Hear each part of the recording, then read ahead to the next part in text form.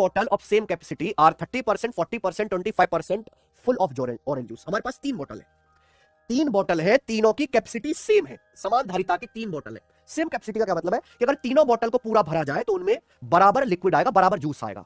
तीनों बॉटल को फुल भरने पर उनमें बराबर जूस आएगा। तीनों की जो कैपेसिटी है सेम है, एक जैसी बोतल है। इन तीनों बोतल में पहले में 30% संतरे का जूस भरा है, दूसरे में 40% संतरे का जूस भरा है, तीसरी बोतल में 25% संतरे का जूस भरा है, बाकी खाली है।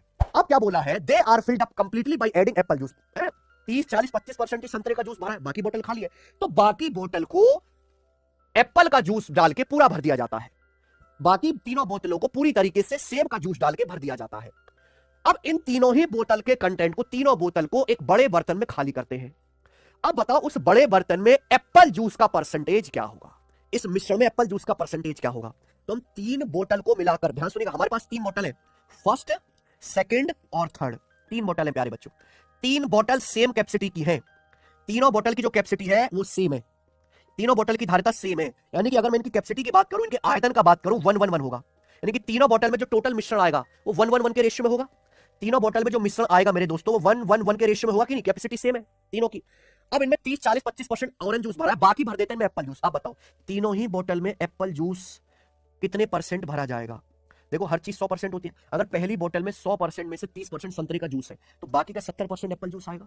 दूसरी बोतल में 100 में से 40% ऑरेंज है तो 100 में से 40 घटे बाकी 60% एप्पल जूस आएगा। थर्ड बोतल में 100 में से 25% ऑरेंज जूस है तो 100 में से 25 घटाओ, बाकी का 75% जो आएगा थर्ड बोतल में वो एप्पल जूस आएगा। अब तीनों बोतल को मिला के एक बड़े बर्तन में खाली करते हैं तो उस नए बर्तन में एप्पल जूस का परसेंटेज क्या होगा। तीनों बोतल को मिलाकर first plus second plus third एक नया मिश्रण बना दिया, बीच में क्या आ गया बेटा, प्लस। और जहां बीच में प्लस आया वहां क्या लगेगा, डेविएशन या वेटेड एवरेज। डेविएशन लगा लेते हैं या वेटेड एवरेज लगा लेते हैं, है ना, बात एक ही है। तो आप बताओ नए मिश्रण में, न्यू मिश्रण में एप्पल जूस का परसेंटेज कितना होगा, एप्पल जूस का परसेंटेज कितना होगा। अगर बेस सेम है, तीनों बोतल की कैपेसिटी सेम है, बेस सेम है, तो मैंने आपको परसेंटेज चैप्टर में पढ़ाया हुआ है, ओवरऑल वैल्यू निकालने के लिए एवरेज ले लेते हैं अगर बेस सेम है। अगर जिस बच्चे ने परसेंटेज चैप्टर नहीं पढ़ा है इसको भी पढ़ने की कोई जरूरत नहीं, कुछ समझ में नहीं आने वाला। अगर तीनों बोतल की कैपेसिटी सेम है मेरे प्यारे भाई, तीनों को मिला के एक नया मिश्रण बनाएगा, उस नए मिश्रण में पल का परसेंटेज क्या होगा, इनका एवरेज, 3 संख्याओं का एवरेज। 3 संख्याओं का एवरेज कैसे आता है, जोड़ के 3 से भाग देना है। 2 संख्याओं का एवरेज आएगा, जोड़ के 2 से भाग देना है। तो इनका एवरेज निकालो, 70 और 60 130, 130 और 75 आ गया 205।